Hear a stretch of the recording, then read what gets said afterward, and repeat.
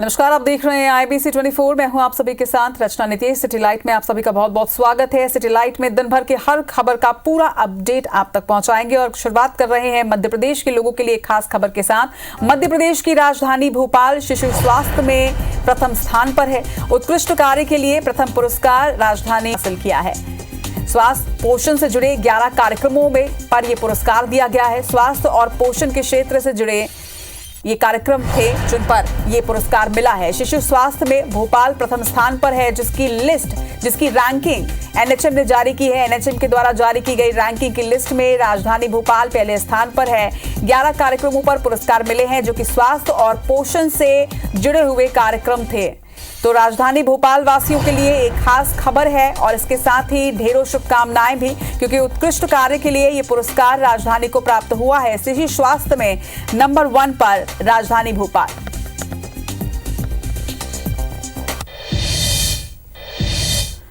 जबलपुर में 9वें विश्व योग दिवस का मुख्य कार्यक्रम आयोजन किया गया। गैरिसन ग्राउंड में आयोजित हुए विश्व योग दिवस के कार्यक्रम में उपराष्ट्रपति जगदीप धनखड़, मुख्यमंत्री शिवराज सिंह चौहान, उनके साथ ही राज्यपाल मंगूभाई पटेल, केंद्रीय मंत्री सर्बानंद सोनोवाल, डॉक्टर मुंजपरा महेंद्र भाई, प्रहलाद पटेल, राज्य मंत्री रामकिशोर कांवरे और जबलपुर के सांसद राकेश सिंह शामिल हुए। इस दौरान स्कूली बच्चों सहित 15,000 लोगों के साथ मिलकर योग अभ्यास हुआ। विश्व योग दिवस के मौके पर LED स्क्रीन के जरिए प्रधानमंत्री नरेंद्र मोदी वर्चुअली अमेरिका से कार्यक्रम में जुड़े।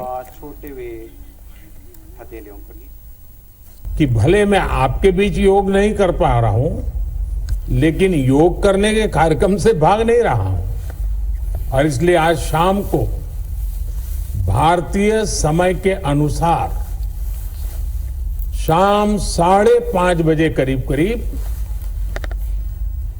संयुक्त राष्ट्र UN के मुख्यालय में जो विशाल मात्रा में योग कार्यक्रम हो रहा है, मैं उसमें शामिल होऊंगा। हम सबको रोज योग करना चाहिए। कई लोग कहते हैं हम तो बड़े बिजी हैं, टाइम नहीं मिलता। जब प्रधानमंत्री को टाइम मिल सकता है तो प्रधानमंत्री से ज्यादा बिजी तो आप नहीं हो। मध्य प्रदेश में हमने फैसला किया है कि विद्यालयों में योग की शिक्षा अनिवार्य की जाएगी। यह दिवस विश्व बंधुत्व का संदेश दिवस है। हमारी सांस्कृतिक सोच वसुधैव कुटुंबकम को परिलक्षित करता है। हजारों साल से योग हमारी संस्कृति का अभिन्न हिस्सा रहा है। इच्छा शक्ति हो तो नामुमकिन को भी मुमकिन किया जा सकता है, और ऐसा देखने को मिला है दतिया में, जहां पर मेडिकल कॉलेज के छात्र जितेंद्र जाटव ने अंतर्राष्ट्रीय योग दिवस पर योग के वो स्टंट किए जो अच्छे भले व्यक्ति का भी करना नामुमकिन है। जितेंद्र एक पैर से पूरी तरह दिव्यांग है और दूसरा पैर भी उतने अच्छे से काम नहीं करता। बैसाखी के सहारे चलने वाले जितेंद्र MBBS द्वितीय वर्ष के छात्र हैं। वहीं जितेंद्र दतिया मेडिकल कॉलेज के छात्रावास में ही रहते भी हैं। जितेंद्र वो तमाम योग के आसन और प्राणायाम बड़े ही शिद्दत के साथ करते हैं। बता दें कि जितेंद्र अपने गांव में एवं सहपाठियों को भी योग सिखाते हैं। कोई भी चीज़ से हार नहीं माननी चाहिए। अगर एक अच्छा मनुष्य भी अगर हार मान लेता है किसी भी चीज़ से, तो वही दिव्यांग हो जाता है, वही विकलांग हो जाता है। और दिव्यांगता एक जुनून होना चाहिए, एक कॉन्फिडेंस होना चाहिए कोई भी चीज़ को करने के लिए। छत्तीसगढ़ के CM भूपेश बघेल धार्मिक यात्रा पर मध्य प्रदेश के अमरकंटक दौरे पर हैं। यहां पर CM भूपेश बघेल ने नर्मदा उद्गम स्थल पर मां नर्मदा की विधि विधान से पूजा अर्चना की। मां नर्मदा की पूजा के बाद CM भूपेश बघेल ने उद्गम स्थल परिसर में स्थित 11 रुद्र महादेव मंदिर में रुद्राभिषेक किया और बाबा महादेव से आशीर्वाद लिया। आपको बता दें कि CM भूपेश बघेल रात्रि विश्राम धर्मपानी रेस्ट हाउस में करेंगे। मध्य प्रदेश के गृह मंत्री डॉक्टर नरोत्तम मिश्रा ने कांग्रेस को जमकर घेरा। पूर्व मुख्यमंत्री दिग्विजय सिंह के गीता प्रेस को लेकर दिए गए बयान पर गृह मंत्री नरोत्तम मिश्रा ने पलटवार करते हुए कहा। वहीं योग दिवस से कांग्रेस की दूरी और अमित शाह के बालाघाट आगमन पर भी उन्होंने अपने बयान दिए हैं। सुनवाते हैं। देखो, शांति पुरस्कार गीता प्रेस को मिला है तो दिग्विजय सिंह को दिक्कत होगी ही, ऐसी मेरी मान्यता है, क्योंकि दिग्विजय सिंह शांति दूत जाकिर नाइक को मानते हैं और वो चाहते हैं कि ISI में किसी को शांति पुरस्कार मिल जाए, गीता प्रेस को नहीं मिलना चाहिए। सवेरे से एक बड़ा नेता कहीं योग में नहीं दिखा। योग ये भारतीय संस्कृति के अब 180 देश जिसको अंगीकार और स्वीकार कर रहे हो, उससे भी इनको एलर्जी है। रात दिन मोदी जी के नेतृत्व में जो प्राणपण से भारत माता की सेवा में लगा है, वो मध्य प्रदेश के बालाघाट आ गए। सभी आमजन और कार्यकर्ता पलक पांवड़े बिछा के उनकी आगवानी को तैयार हैं। मध्य प्रदेश में विधानसभा चुनाव को लेकर हलचल शुरू हो गई है। आज पीसीसी चीफ कमलनाथ शाजापुर जिले के सुजालपुर विधानसभा के अकोदिया पहुंचे, जहां पर दावेदारों से जबरदस्त पोस्टर वॉर देखने को मिला है। पीसीसी चीफ कमलनाथ के पहुंचने पर जोरदार स्वागत यहां पर किया गया। वहीं कमलनाथ ने सबसे पहले सेक्टर पदाधिकारी की बैठक ली, जिसके बाद प्रेस वार्ता में शिवराज सरकार पर जमकर हमला बोला और प्रदेश को घोटालों का प्रदेश बताया।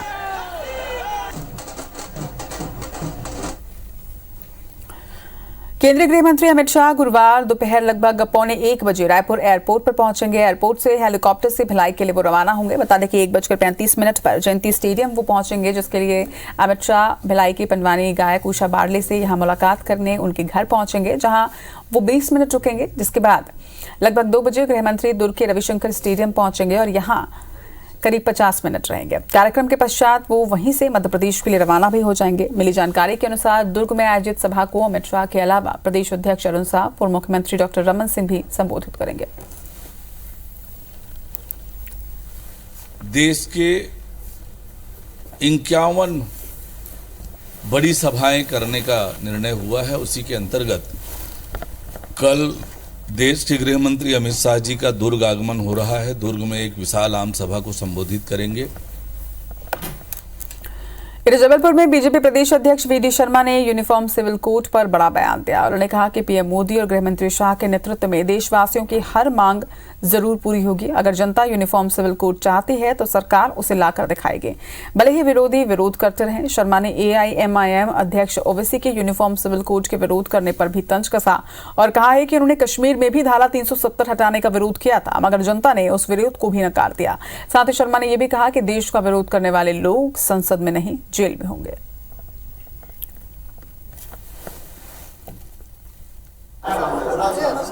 सांसद कह रहे थे कि मोदी जी, अमित शाह जी, देश जल जाएगा, कश्मीर जल जाएगा, भारत टूट जाएगा। कि सशक्त और ताकतवर नेतृत्व होता तो क्या होता। उन्होंने कहा था ओवैसी जी, न तो भारत टूटेगा और न कश्मीर जलेगा, लेकिन जो देश का विरोध करते हैं वो संसद में नहीं होंगे, वो जेल के अंदर होंगे।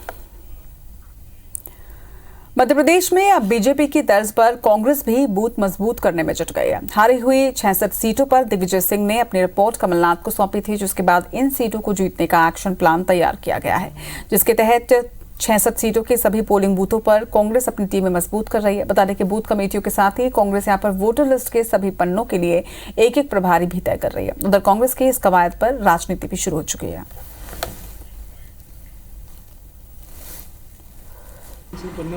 ये कांग्रेस 135-40 साल पुरानी पार्टी है और ये बीजेपी का 25-30 साल।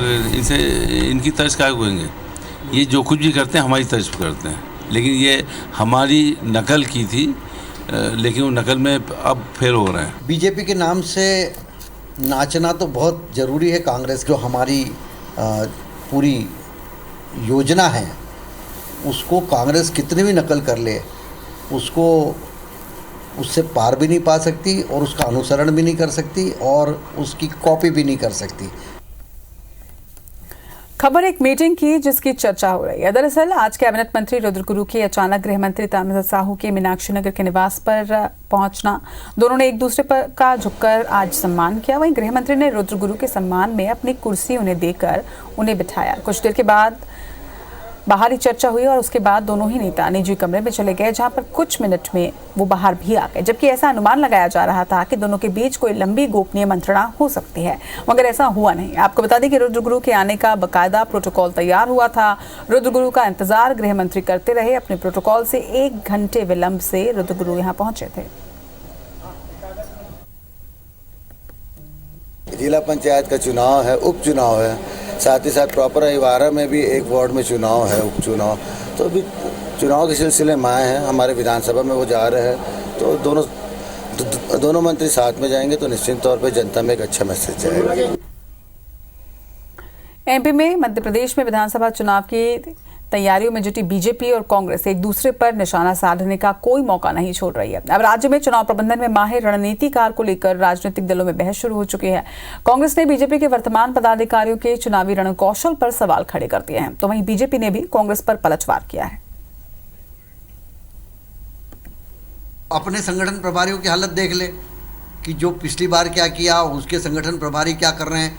मध्य प्रदेश में कई जिलों में जिलाध्यक्ष बना नहीं पा रहे हैं, जो बन गए उनको हटाना पड़ रहा है, जो नहीं बने, जो जिनके बारे में पीसीसी ने आदेश निकाल दिए उनको होल्ड पर रख दिया। पहले अपनी हालत देख लें, फिर हमारे घर में जाकर देखें, हमारे यहाँ सब कुछ ठीक है। रहा प्रश्न वीडी शर्मा जी का, तो वीडी शर्मा जी खुद हवा में एक चुनाव जीते हैं।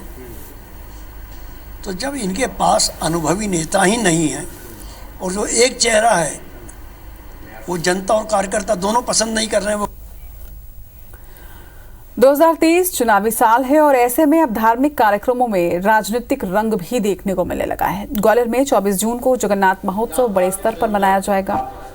महोत्सव के दौरान इस्कॉन के द्वारा भगवान जगन्नाथ की रथ यात्रा निकाली जाएगी, जो कि शहर में अलग अलग हिस्सों से होकर गुजरेगी। इस यात्रा में 1 लाख से ज्यादा लोगों के शामिल होने की बात कही जा रही है। वहीं महोत्सव में सीएम शिवराज सिंह चौहान, केंद्रीय मंत्री नरेंद्र सिंह तोमर और ज्योतिरादित्य सिंधिया शामिल होंगे। वहीं पूरी रथ यात्रा में केंद्रीय मंत्री नरेंद्र सिंह तोमर पैदल चलेंगे। कार्यक्रम के आयोजक देवेंद्र प्रताप सिंह तोमर का कहना है कि इस यात्रा का सिलसिला अब अनंत काल तक चलेगा।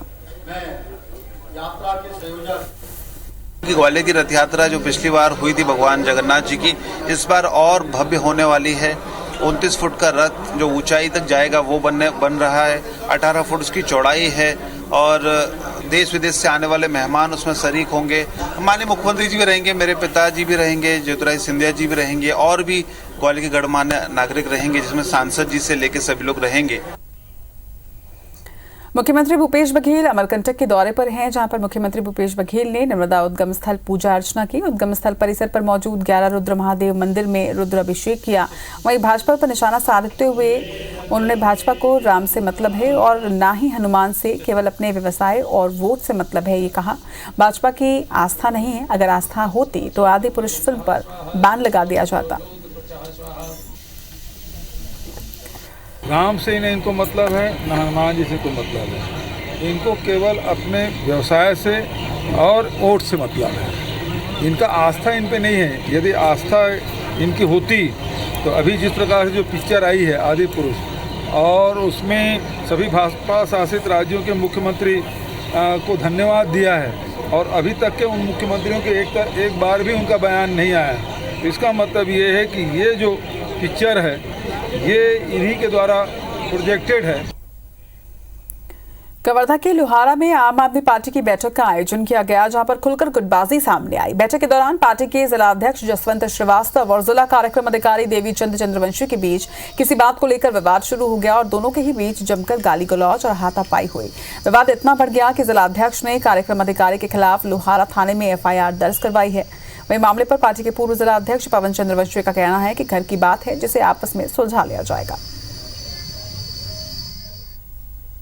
मां बहन की गाली गलौज किया, फिर हमने मना करने पर मारपीट करना चालू कर दिया। उसने सीधा ये बोला कि आप मेरे को हल्का में ले रहे हो, मेरे को प्रदेश तक पहुंच है, ऊपर लेवल तक पहुंच है, मेरे बड़े आदमी का हाथ है, मेरे जानते नहीं हूँ, मैं बस ड्राइवर हूँ, कहीं पे भी मिला मैं अगर पार्टी से मेरे को निकाल देंगे तो तेरे बस को तेरे ऊपर में चढ़ा दूंगा, मैं जान सहित मार दूंगा। मीटिंग के दौरान तो मैंने बात हो गई थे, लेकिन ऐसा कुछ बात नहीं है। मिसगाइड की वजह से थाना तक बात आई और हम चाहतन के पूरा अपन पार्टी के बीच में रह के थोड़ा सॉर्ट आउट करना है।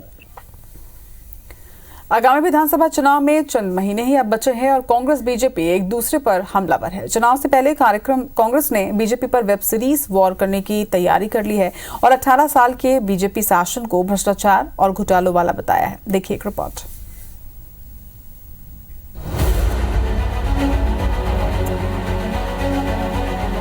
चुनावी साल में बीजेपी कांग्रेस एक दूसरे पर हमलावर हैं और एक दूसरे को कोसने का कोई मौका नहीं छोड़ते।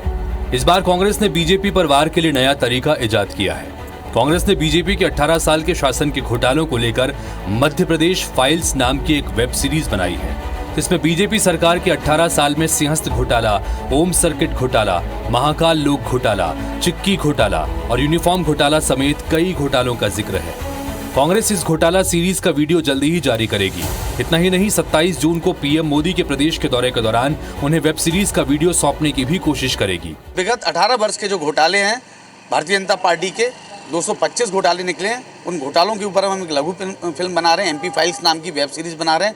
और हमारे आदरणीय प्रधानमंत्री नरेंद्र मोदी जी आ रहे हैं। उन्होंने बोला था ना खाऊंगा ना खाने दूंगा, उनसे परमिशन लेते हुए हम पीएमओ को एक चिट्ठी लिखेंगे और विधिवत हम उनको एक सीडी प्रदान करेंगे और उसमें माननीय हमारे मुख्यमंत्री हैं, उनके जितने घोटाले हैं उसको उजागर करेंगे। वहीं कांग्रेस के आरोपों पर बीजेपी ने पलटवार किया है और कहा कि जिनके जहन में जैसा होता है वो वैसा ही परोसते भी हैं।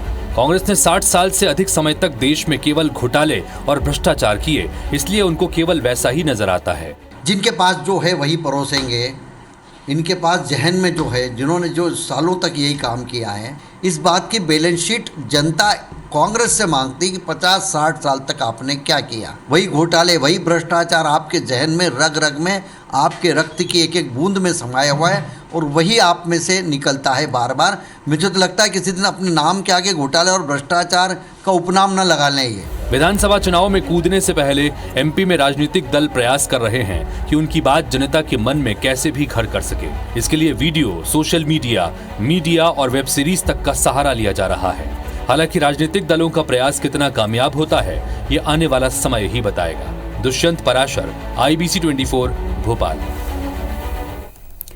भोपाल में एबीवीपी कार्यकर्ताओं से एक निजी कॉलेज में धरना देने के दौरान हुई मारपीट के मामले में अब बड़ी कार्रवाई हुई है। दरअसल कॉलेज प्रबंधन के लगाए गए छात्रों पर जुर्माने को माफ कराने की मांग को लेकर एबीवीपी कार्यकर्ता एक निजी कॉलेज में धरना दे रहे थे।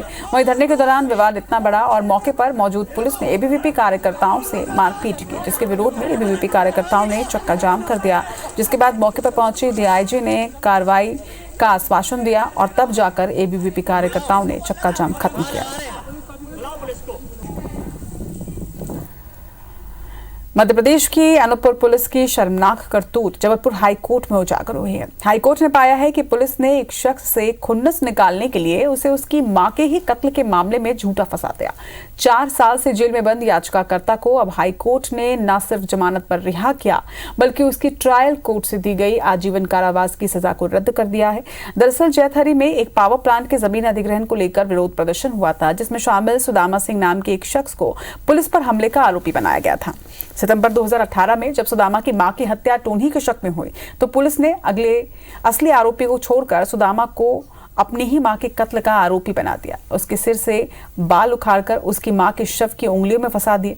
पुलिस ने जब्तीनामे से भी छेड़छाड़ की और सुदामा को अभियुक्त बताया और उसे कोर्ट में पेश कर जेल भिजवा दिया।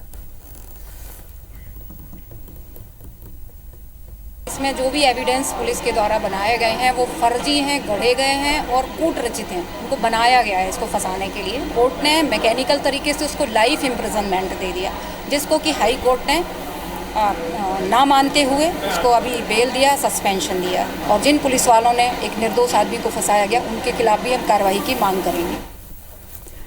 बस्तर के तिरिया जंगल में 28 जुलाई 2019 को ही मुठभेड़ के मामले में एनआईए 3 और लोगों को गिरफ्तार कर चुकी है। नक्सलियों को कुरियर और आर्थिक प्रबंध कराने वाले इन लोगों को ओडिशा और तेलंगाना से गिरफ्तार किया गया है। आरोपियों की पहचान पद्मा, ललिता और दीपांशु के नाम से की गई है। आपको बता दें कि तिरिया मुठभेड़ में 6 नक्सली मारे गए थे। मध्य प्रदेश के दतिया से सराफा व्यापारी को गोली मारकर सोने चांदी के आभूषणों से भरा बैग लूटने के मामले में पुलिस ने घटना के मास्टरमाइंड को गिरफ्तार कर लिया है। पुलिस ने आरोपी के पास से 2.5 लाख रुपए जब्त किए हैं। वहीं सराफा व्यापारी दुकान से घर जा रहा था और इसी दौरान बदमाशों ने उसे गोली मारकर लूट की घटना को अंजाम दिया था। जो वीडियो फुटेज दिखाए गए जहाँ से पुलिस को, तो व्यापारियों ने अपनी गलती मानी और यहाँ से पुलिस ने हमारा साथ दिया था। उस तरह से निराकरण हो गया। तो समझ लूटा गया माल था, उसके पास जितना माल था लगभग 2.5 लाख रुपए का उससे माल था, वो जब्त किया गया है और उसको गिरफ्तारी कर न्यायालय पेश किया गया। कोंडागांव पुलिस ने अंतर्राज्यीय बाइक चोर गिरोह के 10 सदस्यों को गिरफ्तार किया है। आरोपियों के पास से पुलिस ने चोरी की 15 बाइक्स बरामद की हैं। वहीं पुलिस 2 लाख रुपए की उठाईगिरी के मामले में तफ्तीश कर रही है। इसी दौरान बाइक चोर गिरोह तक जा पहुंची। बता दें कि मामले का खुलासा करते हुए एसपी अक्षय कुमार ने बताया है कि 8 जून के रोज हीरापुर बाजार में व्यापारी से 2 लाख रुपए की उठाईगिरी हुई थी। इस मामले में पुलिस ने 2 बदमाशों को गिरफ्तार कर लिया है। हम कुछ आरोपियों को दमतली से भी गिरफ्तार किए हैं और कुछ आरोपियों को नवरंगपुर से गिरफ्तार किए हैं। टोटल 8 आरोपी है और 15 बाइक जब्त किए हैं। और जो चोरी 2 लाख का हुआ है उसमें से उस समय आपको याद रहता है तो 27,000 रिकवरी उस समय किए थे और उसी में से 40,000 का रिकवरी अब किए अपन और 15 बाइक्स और 40,000 कैश। मुरैना में फर्जी दिव्यांग प्रमाण पत्र के जरिए शिक्षा विभाग में नौकरी पाने का एक मामला सामने आया है। इस फर्जीवाड़े से जिला प्रशासन के भी होश उड़ गए। दरअसल साल 2020 में व्यापम की वर्ग 3 की परीक्षा में कई लोगों ने फर्जी दिव्यांग प्रमाण पत्र लगाकर शिक्षा विभाग में नौकरी हासिल कर ली थी, जिसका खुलासा शिक्षा विभाग द्वारा सर्टिफिकेट की जांच के दौरान हुआ। कोंडागांव जिला अस्पताल में संविदा डॉक्टर के पद पर पदस्थ मयूर चांदेकर पर नर्सिंग होम एक्ट का उल्लंघन करने का मामला सामने आया है। डॉक्टर मयूर चांदेकर ने निजी अस्पताल का संचालन वो कर रहे थे और इस मामले में जब डॉक्टर मयूर से पूछा गया तो वो कैमरे के सामने ही जॉब से रिजाइन देने की बात कहते हुए नजर आए। वहीं मामले में सीएमएचओ ने मामले की जांच के बाद कार्रवाई की बात कही। मुरैना में आबादी क्षेत्र में स्थित गुप्ता सॉल्वेंट फैक्ट्री सहित दूसरे फैक्ट्रियों के प्रदूषण से लोग काफी परेशान हैं। फैक्ट्री से निकलने वाले जहरीले धुएं से लोग बीमारी के शिकार हो रहे हैं। इसके साथ ही इन फैक्ट्रियों से निकलने वाला गंदा पानी कुंवारी और आसन नदी में भी मिल रहा है, जिससे नदियों का पानी भी दूषित हो रहा है। हमारे गांव में 50 साल से ऊपर के बुजुर्ग लोग हैं, वो सांस की बीमारी थे, रात तो चटक भी गए हैं और छतों पर खुला सोते हैं तो मतलब ऊपर कपड़ों पर कारा कारा धुआं छा जाता है और बच्चे लोग भी बीमार रहते हैं। हमारे यहाँ छोटे किसी को निमोनिया बन जाता है। इस प्रकार का मामला जो है पूर्व में भी शिकायतें हमें आसन नदी के संदर्भ में प्राप्त हुई थी। ये जो आपने यूनिट की बात बताई है, तत्काल इसको हम प्रदूषण नियंत्रण बोर्ड से चेक कराएंगे। यदि ऐसी कोई भी परिस्थिति पाई जाती है तो यूनिट के विरुद्ध वैधानिक कार्रवाई की जाएगी। मुख्यमंत्री भूपेश बघेल ने नगर निगम और नगर पालिकाओं में सर्विस इंडस्ट्री पार्क खोलने की घोषणा की है। इसके तहत सभी निगमों को 5 एकड़ की जमीन का चयन कर लघु उद्योगों के लिए महिला समूहों को स्थल आवंटित करना है। मगर आपको ये जानकर हैरत होगी कि रायगढ़ में साल भर बाद भी नगर निगम इंडस्ट्रियल पार्क के लिए स्थल का चयन नहीं हो सका है और ऐसे में योजना में देरी हो रही है। रायगढ़ नगर निगम में स्थिति यह है कि चूंकि 152% की आड़ में सारी सरकारी जमीनें बेच दी गई हैं, इसलिए इनको जमीन नहीं मिल पा रही है। जो महापौर और सभापति में आपस के जो झगड़े हैं, जो विधायक के साथ इनके झगड़े हैं, इसकी वजह से जो सरकारी काम कुछ भी नहीं हो पा रहा है। आज जमीन नहीं मिलना बेहद ही दुर्भाग्यजनक है। बहुत जल्द ही इसमें कार्य कराने के लिए हम प्रयास कर रहे हैं। साथ में अभी नजरुल विभाग से बात हुई है, फाइल को कलेक्टर सर के पास पहुंचा दी गई है। जैसे वहां से हमें स्वीकृति आवंटित होती है तो फिर कार्य की जाएगी। बस्तर में बहुउद्देशीय बोधघाट परियोजना का काम शुरू होने से पहले ही बंद किए जाने की घोषणा सरकार के प्रतिनिधियों की तरफ से की जा चुकी है। इससे बस्तर में सिंचाई और विद्युत परियोजना की संभावना को एक बार फिर से एक बड़ा झटका लगा है। दरअसल 70 के दशक में पर्यावरण नुकसान के मद्देनजर इस परियोजना को ठंडे बस्ते में डाल दिया गया था और तब भी इसमें 200 करोड़ रुपए की लागत से निर्माण करवाया जा चुका था, मगर स्थानीय स्तर पर विरोध के बाद इसे बंद किया गया था। वहीं मौजूदा कांग्रेस सरकार ने 2018 में दोबारा परियोजना को पुनर्जीवित करने की घोषणा की। इस पर काम भी शुरू किया गया, लेकिन स्थानीय लोगों के विरोध के चलते एक बार फिर से सरकार को झुकने पर मजबूर होना पड़ा। किंतु परियोजना गांव वालों के विरोध के कारण बंद हुआ, ये खुशी की बात है। और यदि दूसरी जगह बनाते भी हैं तो सिंचाई का ध्यान बराबर रखना चाहिए और जल, जमीन, जंगल जो बस्तर के आदिवासियों की जो मांग है, यहाँ जो पेशा कानून है उसके अनुसार, कानून के अनुसार काम हो तो कोई भी ग्रामीण क्षेत्र का आदिवासी व्यक्ति उसको स्वीकार करेगा। किसी को विस्थापित कर और किसी को जबरदस्ती बेदखल कर बोधघाट परियोजना नहीं बनाएंगे, ये तय हो चुका है। उसके विकल्प में हम लोगों ने चित्रकूट के जस्ट नीचे मटनार बैराज हम बना रहे हैं। मध्य प्रदेश का पहला एक्सप्रेसवे जो अटल प्रोग्रेसवे के नाम से चंबल में बनने वाला था, वो कब धरातल पर आएगा, इसका फिलहाल कोई इतना पता नहीं। किसानों की जमीन बचाने के लिए नए सिरे से सर्वे की घोषणा की गई थी और तब से प्रोजेक्ट होल्ड हो चुका है। ये प्रोजेक्ट लगभग 8,000 करोड़ का है, जिसकी लंबाई मध्य प्रदेश में 306 किलोमीटर थी। वहीं इस पर अब राजनीति भी शुरू हो चुकी है।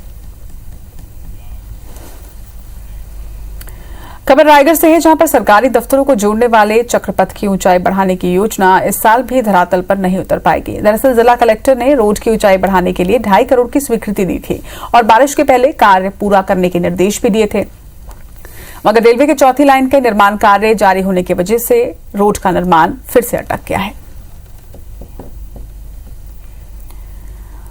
खबर मौसम से जुड़ी हुई। छत्तीसगढ़ में इन दिनों पारा लगातार बढ़ता जा रहा है। ठंडा इलाका माने जाने वाले सरगुजा संभाग में भी इन दिनों गर्मी के तेवर काफी गर्म है। आलम यह है कि तापमान 41 डिग्री के पार पहुंच चुका है और गर्मी ने पिछले 55 सालों का रिकॉर्ड भी तोड़ दिया है।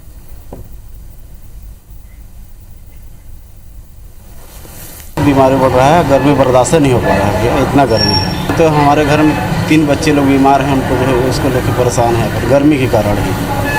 लू लग जा रहा है, किसी को बुखार आ रहा है, किसी को उल्टी हो रहा है। गर्मी से तो इतना दिक्कत है कि बच्चे से लेके बूढ़े तक इतना परेशानी में है कि माने अतिशक्ति हो रहा है। लड़का बच्चा लोगों को बुखार हो जा रहा है, दस्त हो जा रहा है, उल्टी हो जा रहा है। अचानक से गर्मी में जो थोड़ा सा तापमान में बढ़ोतरी हुई है, इसमें मरीजों की संख्या में भी कुछ बढ़ोतरी हुई है। जो उसी तरह के सिम्टम आ रहे हैं जो गर्मी से प्रभावित होने पर आते हैं, जैसे पेट दर्द होना और उल्टी, दस्त, इस तरह के सिम्टम के साथ, और कुछ बुखार से भी प्रभावित हैं। इस तरह के मरीज अभी थोड़ा ऐसे मरीजों की बढ़ोतरी हुई है ओपीडी में। अलीराजपुर में फलों का राजा आम इस बार काफी खास हो गया है। दरअसल देसी आमों की विभिन्न किस्मों के लिए मशहूर अलीराजपुर की आम मंडी में इस बार आम की बंपक आवक देखने को मिल रही है, जिसकी वजह से मात्र 1 महीने में ही मंडी में करीब 2.5 करोड़ रुपए के देसी आम किसानों ने बेच दिए हैं। हालांकि आम की आवक अभी कुछ दिन और जारी रहने की उम्मीद है।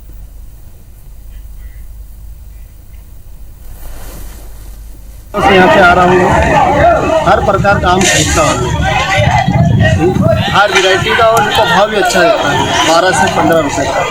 पर इन लोगों की आदत ये है कि टूटी बहुत भरते हैं ढेरों के अंदर, और कई सालों से हम आ रहे हैं, कई वर्षों से। मारो हम सफाई लाभ खोते कीमत भी नहीं है, खराब लाभ खोते कीमत नहीं है। सोमवार था परसों, सोमवार के दिन आवक लगभग 900 कुंटल की, 800 कुंटल की पक्की, और अगर पूरे सीजन की बात करें तो 2 से 2.5 करोड़ रुपए का आम आता है। और अब खबर एक रिकॉर्ड की। एशिया बुक ऑफ रिकॉर्ड में सतना का नाम दर्ज हुआ है। सतना राजस्व अमले ने एशिया महाद्वीप में एक दिन में सर्वाधिक सीमांकन का रिकॉर्ड बनाया। ये रिकॉर्ड अब एशिया बुक में दर्ज हो चुका है। बता दें कि राजस्व विभाग के मैदानी अमले ने एक आवेदनों पर जमीन की नापजोख की और सीमांकन पर बरसों से चल रहे विवादों को जड़ से खत्म किया। सतना जिले में पिछले 20 मई को जब तापमान 44 डिग्री तक पहुंच चुका था, उस दिन महज 12 घंटे में 1552 प्रकरणों का सीमांकन हुआ। आज एक भव्य कार्यक्रम में एशिया बुक ऑफ रिकॉर्ड की टीम ने सतना कलेक्टर अनुराग वर्मा को प्रमाण पत्र सौंपा। ऐसा रिकॉर्ड नहीं है। 2 तरीके से रिकॉर्ड दर्ज होता है। एक है कि हम उनको पहले इन्फॉर्म करें, बट पहले चूंकि इतनी बड़ी संख्या में कभी हुआ नहीं था, ऐसा अंदाजा नहीं था कि हम इतनी बड़ी संख्या तक पहुंचेंगे। तो जब एक बार होने के बाद ये लगा कि लोगों ने इतना अच्छा काम किया है, तो हम इसको रिकॉर्ड में दर्ज कराएं। उसके लिए फिर हमने रिकॉर्ड के साथ में उनको भेजा, उन्होंने इसको वेरीफाई किया ऑनलाइन ऑफलाइन सभी तरीके से, और उसके बाद फिर इसे सर्टिफाई किया। यहाँ का जो ये एंट्री आई है, इसमें 1552 12 घंटे में सीमांकन का एंट्री एशिया और इंडिया दोनों के लिए ही अवार्ड इसको डिक्लेयर किया है, क्योंकि एशिया में भी अभी तक ऐसा रिकॉर्ड नहीं है और इंडिया में तो ऑब्वियसली नहीं है। और इसी के साथ इस बुलेटिन में फिलहाल इतना ही। मुझे दीजिए इजाजत। नमस्कार, शुभ रात्रि।